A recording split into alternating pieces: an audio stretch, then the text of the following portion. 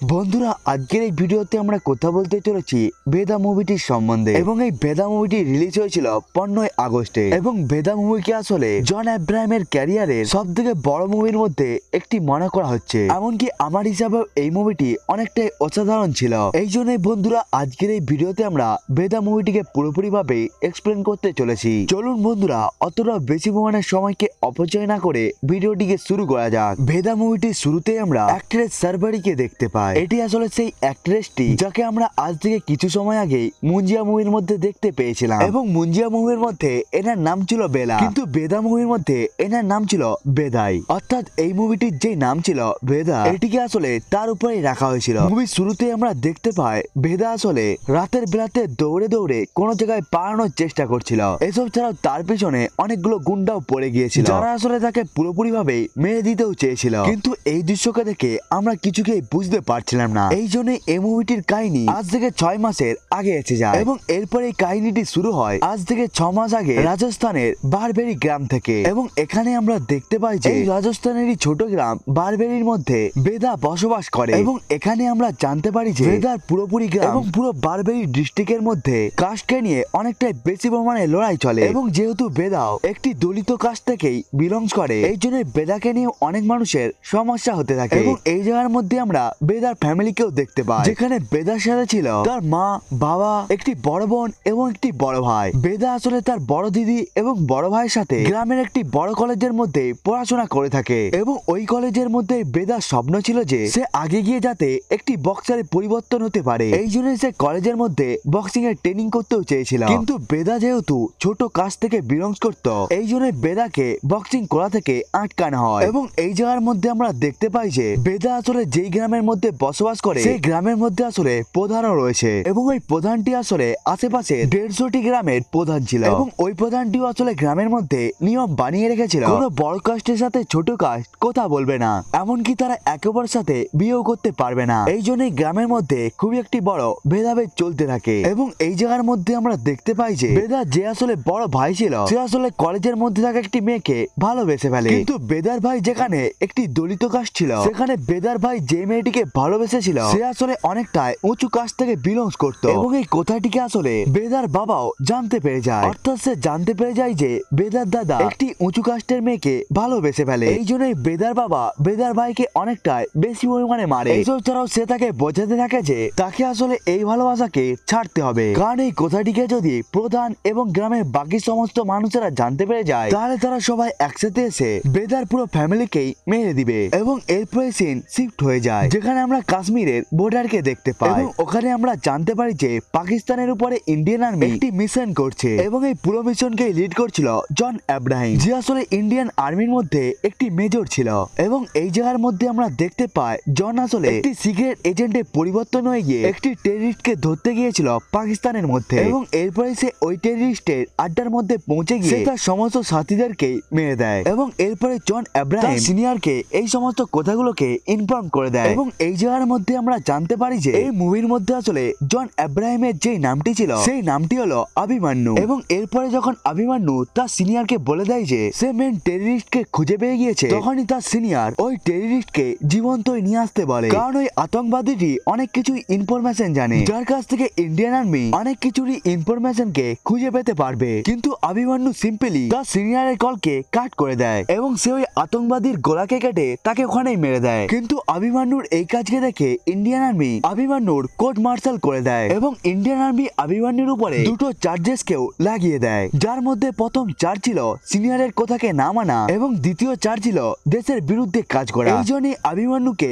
Court martial করে তাকে army থেকেই বাইরে বার করে দেওয়া হয়। এবং এরপরে আমাদেরকে অভিমন্যুর অতীতকেও দেখানো হয়, যেখানে আমরা ফ্ল্যাশব্যাকের মধ্যে এটিকে জানতে পারি যে অভিমন্যুর আসলে একটি ওয়াইফ ছিল যে আসলে ছিল অ্যাক্ট্রেস তামান্না ভাটিয়া এবং তামান্না ভাটিয়ার এই মুভির মধ্যে নাম ছিল রাশি। এবং আমরা জানতে পারি যে অভিমন্যু যখন কাশ্মীরের বর্ডারের মধ্যে পোস্টিং হয়ে গিয়েছিল তখন সে নিজের ওয়াইফের সাথে এই জায়গার মধ্যে এসেছিল, কিন্তু ইন্ডিয়ান আর্মি রাশির কাছে রিকোয়েস্ট করেছিল যে যাতে সে আর্মির সাথেই কাজ করে, অর্থাৎ সে যাতে একটি স্পাইয়ের পরিবর্তন হয়ে টেররিস্টের সমস্ত ইনফরমেশন গুলোকে এই জায়গার মধ্যে নিয়ে আসতে পারে। কিন্তু এটিকেই দেখার পর অভিমন্যু রাশিকে এই কাজটিকে করতে মানা করে দেয়, কিন্তু রাশি আর্মির কথাকে মেনে নেয়। এই জন্য সে আর্মির হয়ে কাজ করতে থাকে। কিন্তু একবার আতঙ্কবাদীরা রাশিকে স্পাই হিসাবে জানতে পেরে যায়। এই জন্য ওই সমস্ত আতঙ্কবাদীরা রাশির গোলাকে কেটে মেরে দেয়। এমনকি ওই সমস্ত আতঙ্কবাদীরা এটির একটি ভিডিওকেও বানিয়ে ইন্ডিয়ান আর্মিকে পাঠিয়ে দেয়। এবং যে আতঙ্কবাদী আসলে অভিমন্যুর ওয়াইফ রাশিকে মেরেছিল সে আসলে সেই আতঙ্কবাদীটি ছিল যাকে আসলে কিছু সময় আগেই অভিমন্যু মেরে দিয়েছিল। অর্থাৎ অভিমন্যু ওই আতঙ্কবাদীকে মেরে নিজের রিভেঞ্জকে পূরণ করে নিয়েছিল। কিন্তু এই কারণের জন্য যখন অভিমন্যুর কোর্ট মার্শাল হয়ে গিয়েছিল এই জন্য সে ওখান থেকে সোজা রাজস্থানে পৌঁছে যায়। এবং রাজস্থান এই জন্যই কারণ তার ওয়াইফ তার মারা যাওয়ার আগে বলেছিল রাশির যদি আসলে কিছু হয়ে যায় তাহলে সে যাতে সোজা রাশির গ্রাম বারবাড়িতে চলে যায় এবং ওই জায়গার মধ্যে সে যাতে পৌঁছে গিয়ে রাশির পিতার খেয়াল রাখতে পারে। এই জন্য নিজের ওয়াইফের শেষ ইচ্ছাকে পূরণ করার জন্য অভিমন্যু সোজা রাজস্থানের বারবাড়ি গ্রামের মধ্যে পৌঁছে যায় এবং ওই জায়গার মধ্যে পৌঁছে গিয়ে সে নিজের শ্বশুরের সাথেই থাকতে শুরু করে। এবং এই জায়গার মধ্যে আমরা এটিকেও জানতে পারি যে অভিমন্যুর শ্বশুর আসলে সেই কলেজের প্রিন্সিপাল ছিল যে কলেজের মধ্যে আসলে বেদা এবং তার দাদা এবং দিদি পড়াশোনা করত। এবং এরপরে অভিমন্যুর শ্বশুর সোজা অভিমন্যুকে গ্রামের প্রধানের কাছে নিয়ে চলে আসে। এবং এই জায়গার মধ্যে আমরা জানতে পারি যে প্রধানের আসলে নাম ছিল জিতেন্দ্র প্রতাপ সিং এবং এই রোলটিকে প্লে করছিল একটা অভিষেক ব্যানার্জি। এবং এই জায়গার মধ্যে অভিমন্যুর শ্বশুর অর্থাৎ প্রিন্সিপাল প্রধানের সাথে অভিমন্যুর দেখা করিয়ে দেয়। সে আসলে এই জায়গার মধ্যে অভিমন্যুর জন্য একটি জবকে খুঁজতে এসেছিল। এটিকে জানার পর প্রধান অভিমন্যুকে গ্রামে অ্যাসিস্ট্যান্ট পিটি টিচার বানিয়ে দেয় এবং প্রধান অভিমন্যুকে বলতে থাকে যে সে আসলে তার ওয়াইফ অর্থাৎ রাশিকে নিজের ছোট বোন মনে করত। এবং এরপরে যখন অভিমন্যু নিজের জবে জয়েন করে নেয় তখন সে কলেজের মধ্যে দেখতে পায় যে কলেজের মধ্যে অনেকটাই ভেদাভেদ রয়েছে। এবং যেহেতু সে আসলে একটি পিটি টিচার ছিল এই জন্যই বেদা ওই জায়গার মধ্যে চলে আসে ট্রেনিং শেখার জন্য। কিন্তু যেহেতু বেদা একটি ছোট কাজ থেকে ছিল এই জন্য বাকি সকলে বেদাকে বাইরে বার করে দেয়। এমনকি এই কলেজের মধ্যে প্রধানের ছোট ভাইও পড়াশোনা করত যে আসলে বেদার উপরে অনেকবার হাতও তুলেছিল। সে আসলে বেদাকে সমস্ত স্পোর্টস থেকে দূরে থাকার জন্য বলতো। এবং এই জায়গার মধ্যে আমরা দেখতে পাই যে অভিমন্যু আসলে বেদার কিছুটা পরিমাণে কেয়ারিং করে। এর ফলে সে বেদাকে সমস্ত স্টুডেন্টের মতোই বরাবরই মনে করত। এই জন্যই বেদা প্রধানের ছোট ভাই না বলার পরেও সে বক্সিং শিখতে আসতো অভিমন্যুর কাছে। কিন্তু এই সমস্ত জিনিসগুলোকে দেখে প্রধানের ছোট ভাই অনেকটাই বেশি পরিমাণে রেগে যায়। এই জন্যই সে ডিসাইড করে নেয় যে সে কালকের দিনে বেদাকে উচিত শিক্ষা দিবে। এবং এরপরে আমরা বেদাকে দেখতে পাই যে আসলে নিজের বাবার সাথেই কথা বলছিল এবং সে বলতে থাকে সে আসলে কলেজের মধ্যে বক্সিং শিখছে এবং এই জন্যই তার একটি কিটের দরকার এবং এই জন্যই তার আসলে 20,000 টাকাও লাগবে। এদিকে শোনার পর বেদার বাবা বেদাকে ওই টাকা দিয়ে দেয়। এই জন্যই বেদা টাকাকে নিয়ে সোজা কলেজের দিকে আসছিল। কিন্তু এই জায়গার মধ্যে আমরা দেখতে পাই যে প্রধানের ছোট ভাই আসলে তার নিজের কয়েকটি বন্ধুদের সাথে বেদাকে ঘিরে নেয় এবং তারা সবাই বেদাকে মারতেও শুরু করে দেয়। তারা আসলে বেদাকে মারার সাথে সাথে তারা বেদার সমস্ত টাকাগুলোকেই ছিঁড়ে দিয়েছিল। এই সব কিছুকে দেখার পর বেদার মন অনেকটাই খারাপ হয়ে যায়। এই জন্য সে কলেজের মধ্যে পৌঁছে গিয়ে সোজা অভিমন্যুর কাছে পৌঁছে যায় এবং এরপরে সে অভিমন্যুকে এই সমস্ত ঘটনাগুলোকেই বলে দেয়। এবং এইসব কিছুকে জানার পর অভিমন্যু অনেকটাই বেশি প্রমাণে রেগে যায়। এই জন্য সে নিজের মুখকে একটি কাপড়ের সাহায্যে ঢেকে নেয় এবং এরপরে সে পৌঁছে যায় প্রধানের ছোট ভাইয়ের আড্ডার কাছে। এটি আসলে সেই জায়গাটাই ছিল যেখানে প্রধানের ভাই এবং তার বন্ধুরা একসাথে বসে অনেকটাই এনজয় করছিল। কিন্তু ওই জায়গার মধ্যে অভিমন্যু এসে গিয়ে সে প্রধানের ছোট ভাইকে একটি ঘরের মধ্যে বন্দি করে দেয়। এমনকি সে প্রধানের ছোট ভাইয়ের বন্ধুগুলোকে অনেকটাই খারাপ ভাবে মারে। যেহেতু তার মুখ আসলে কাপড়ের দ্বারা ঢাকা ছিল এই জন্য কেউ তো আসলে তার চেহারাকে দেখতে পায়নি। কিন্তু প্রধানের ছোট ভাইয়ের একটি বন্ধু এই সমস্ত মারপিটের একটি ভিডিও বানিয়ে নেয় এবং এর ফলে প্রধানের ভাই প্রধানকে এটির ভিডিওটিকেও দেখিয়ে দেয়। এবং এই জায়গার মধ্যে প্রধানের ছোট ভাই বলতে থাকে যে সে আসলে কখনোই মনে করতো না যে বারবারই গ্রামের মধ্যে থাকা কোনো মানুষই আসলে তার এবং তার বন্ধুদের উপরে হাত উঠাতে পারবে বলে। কিন্তু তখনই প্রধান বলতে থাকে যে এই মানুষটি হয়তো আমাদের জেলার নাও হতে পারে এবং একে দেখে মনে হচ্ছে না যে এ আসলে আমাদের গ্রামের বলে। কিন্তু এই জায়গার মধ্যে প্রধান অভিমন্যুর উপরে সন্দেহ করতে থাকে। এই জন্য সে নিজের লোকগুলোকে বলে দেয় যে অভিমন্যুর সমস্ত ইনফরমেশনকে বাইরে বার করার জন্য। এরপরে আমরা দেখতে পাই যে বেদা আবার অভিমন্যুর কাছে এসে গিয়েছে এবং এরপরে বেদা অভিমন্যুকে বলতে থাকে যে বাকি সবাই আসলে তাকে বক্সিং শেখা থেকে আটকিয়ে থাকে কিন্তু আপনি হলো তাদের মধ্যে একজন মানুষ যে আসলে আমাকে বক্সিং শেখাতে চান। এই জন্য আমি চাই আপনি যাতে পুরোপুরি ভাবেই আমাকে বক্সিং শেখান। এর ফলে অভিমন্যু রাজি হয়ে যায়। এই জন্য সে বেদাকে ধীরে ধীরে ট্রেনিং দিতে থাকে। এই জন্য অনেক মাসের ট্রেনিং এর পর বেদা বক্সিং এ অনেকটাই এক্সপার্ট হয়ে যায়। এই জন্যই বেদা অনেকটাই খুশিতেও থাকতে শুরু করে এবং এর কিছু পরে গ্রামের মধ্যে হোলিও চলে আসে। এই জন্যই কলেজের মধ্যে হোলির প্রোগ্রামও ছিল এবং এই প্রোগ্রামের মধ্যে কলেজের সমস্ত স্টুডেন্টই এসেছিল। এবং এখানে আমরা দেখতে পাই বেদার আসলে ভাই যে আসলে কলেজের একটি মেয়েকে ভালোবেসেছিল তাকে কনের দিকে নিয়ে চলে আসে তার সাথে কথা বলতে শুরু করে দেয়। কিন্তু প্রধানের ছোট ভাই আসলে তাদের দুজনকেই একসাথে দেখে নেয়। যেহেতু বেদার ভাই আসলে একটি ছোট কাজ থেকে বিলংস করতো এবং সে আসলে যেই মেয়েটিকে ভালোবাসতো সে আসলে একটি বড় কাজ থেকে ছিল, এই জন্যই সে তাদের দুজনকে নিজের ভাই অর্থাৎ প্রধানের কাছে নিয়ে চলে আসে। এবং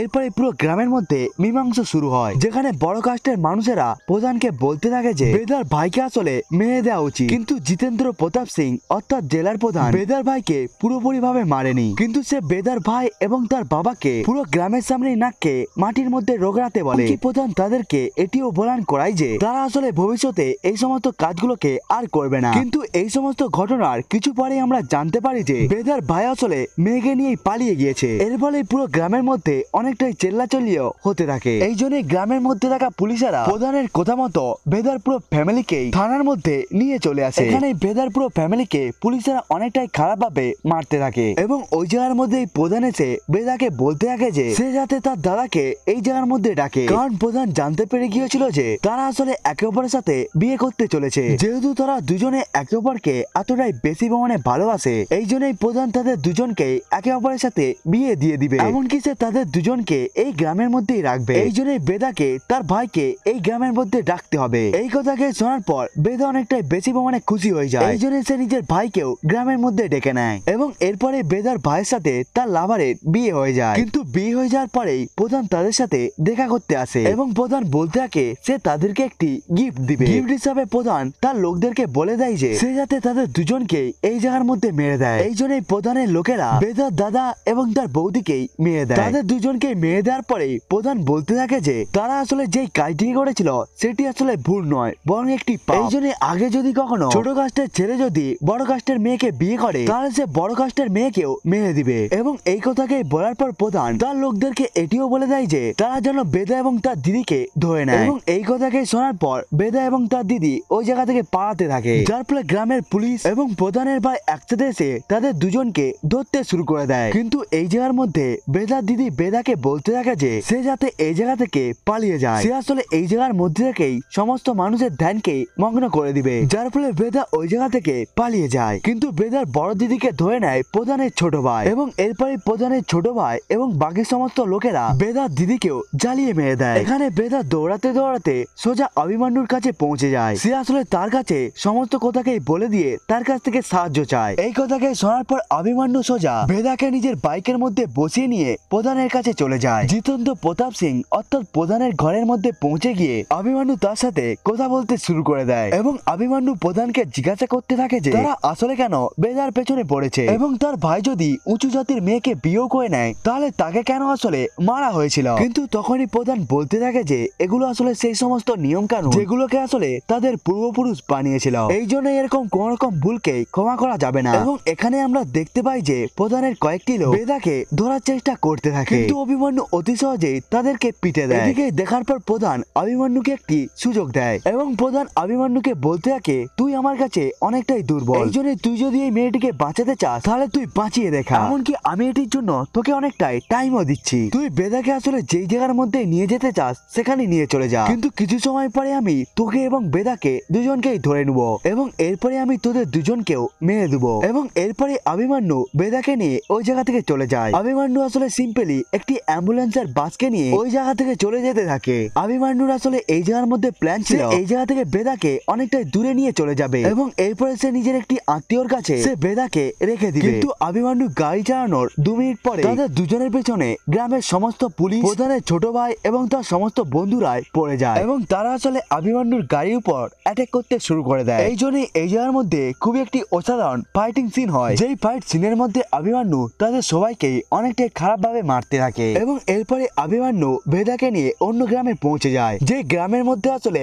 বেদার মেসোমশাই বসবাস করত এবং ওই জায়গার মধ্যে পৌঁছে গিয়ে বেদা নিজের মেসোমশাইকে সবকিছুকেই বলে দেয়। এই জন্য বেদা তার কাছ থেকে সাহায্যও চায়। এটিকে শোনার পর বেদার মেসোমশাই তাদেরকে সাহায্য করবে বলে, কিন্তু বেদার মেসোমশাই কিছু সময় পরে লুকিয়ে লুকিয়ে ঘর থেকে বাইরে বেরিয়ে যায়, এমনকি সে ঘরকে পুরোপুরি ভাবে লক্ষ্য করে দেয় এবং এরপরে সে প্রধানকে তাড়াতাড়ি কন্ট্যাক্ট করে তার সমস্ত লোকদেরকেই ডেকে নেয়। এই জন্য গ্রামের পুলিশ এবং প্রধান ওই জায়গার মধ্যে চলে আসে যাতে তারা বেদা এবং অভিমন্যুকে মারতে পারে। কিন্তু তারা আসলে এই জায়গার মধ্যে আসার আগে অভিমন্যু তাদের সম্বন্ধে সবকিছুকে জানতে পেরে গিয়েছিল, এমনকি সে এটিকেও জানতে পেরে যায় যে বেদার মেসোমশাই তাদেরকে ধোকা দিয়েছে। এই জন্যই প্রধান এবং পুলিশেরা এসে যখন ওই জায়গার মধ্যে ফায়ারিং করতে শুরু করে দেয়, তখনই আমরা জানতে পারি যে অভিমন্যু এবং ভেদা ওই ঘর থেকেই পালিয়ে গিয়েছে এবং তারা বাইরে বেরিয়ে এসে পুলিশ ফোর্সের সাথে লড়াই করতে শুরু করে দেয়। এই জায়গার মধ্যে থেকেও অভিমন্যু ভেদাকে বাঁচিয়ে নেয় এবং সে ভেদাকে নিয়ে এই জায়গা থেকে পালিয়ে যায়। কিন্তু এই জায়গার মধ্যে আমরা দেখতে পাই যে প্রধান এবং তাদের লোকেরা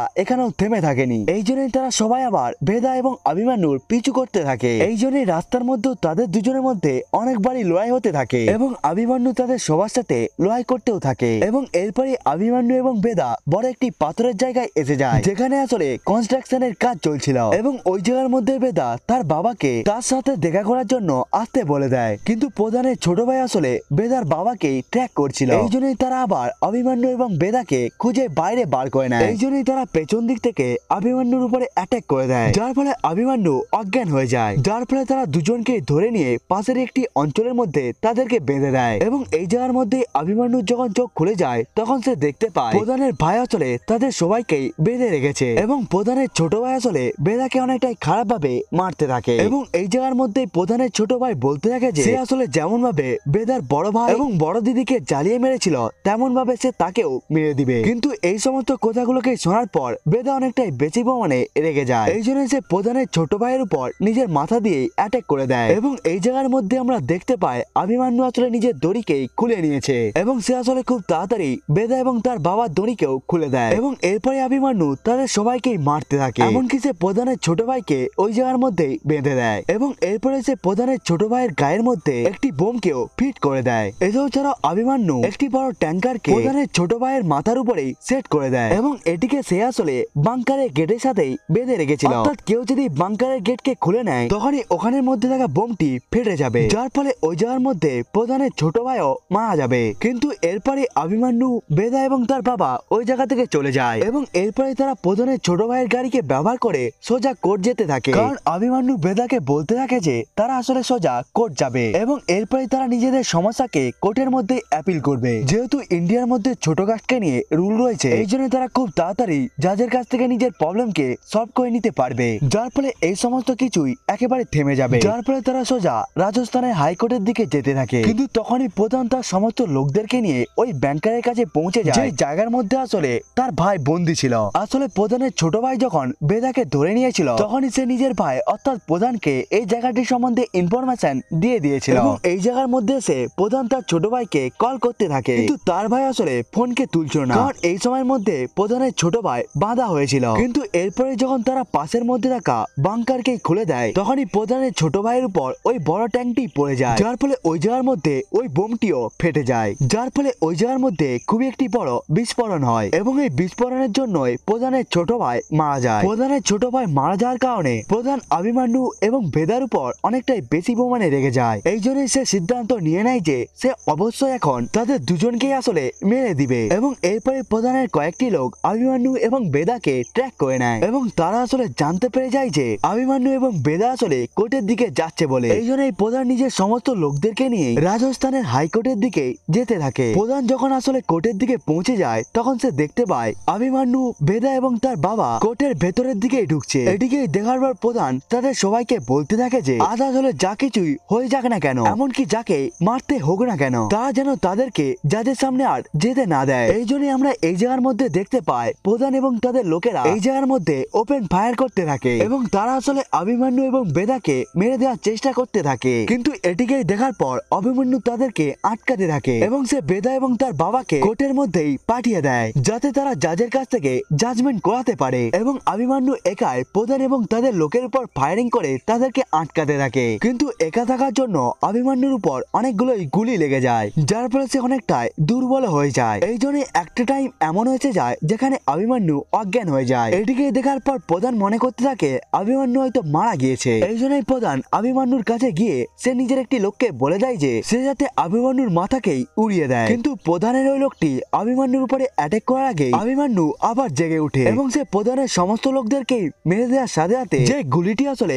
প্রধানের পেটে ঢুকে গিয়েছিল এবং এরপরে অভিমন্যু এক এক করে প্রধানের সমস্ত লোকদেরকেই মেরে দেয়। কিন্তু এখানে অভিমন্যু মনে করতে থাকে যে প্রধান হয়তো গুলি খেয়ে মারা গিয়েছে, কিন্তু এখানে আমরা দেখতে পাই প্রধান এখনো বেঁচে রয়েছে। এই জন্য সে বন্দুককে ব্যবহার করে অভিমন্যুকে মারার চেষ্টা করতে থাকে। অন্যদিকে আমরা কোর্টের মধ্যে মধ্যে বেদা এবং তার বাবাকে দেখতে পায়, যারা আসলে জাজের কাছে পৌঁছে গিয়ে তারা আসলে নিজেদের জাজমেন্টকে চেয়েছিল। কিন্তু ওখানের মধ্যে থাকা সমস্ত জাজগুলোই বন্দুকের আওয়াজকে শুনে তারা আসলে টেবিলের তলায় লুকিয়ে গিয়েছিল। কিন্তু তখনই একটি লেডি জাজ বেদার কাছে এসে গিয়ে সে তার জাজমেন্টকেও দিয়ে দেয় এবং সে পুরো বেদার গ্রামের মধ্যে উঁচু এবং নিচু জাতির মধ্যে ভেদাভেদকেই বন্ধ করে দেয় এবং যারা আসলে এই সমস্ত কাজগুলোকে করেছিল তাদেরকেও সে আসলে গ্রেফতার করার পারমিশন দিয়ে দেয়। এর সাথে এই মুভিটি এই জায়গার মধ্যে শেষ হয়ে যায় এবং এই জায়গার মধ্যে আমরা জানতে পারি যে বেদা মুভিটি আসলে একটি রিয়েল কাহিনী থেকে ইন্সপায়ার হয়ে বানানো হয়েছিল। কারণ আজ থেকে অনেক বছর আগে অর্থাৎ 2007 এবং 2011-এর মধ্যে এমন ঘটনায় ঘটে গিয়েছিল। কিন্তু এই মুভিটির শেষে আমরা জানতে পারি যে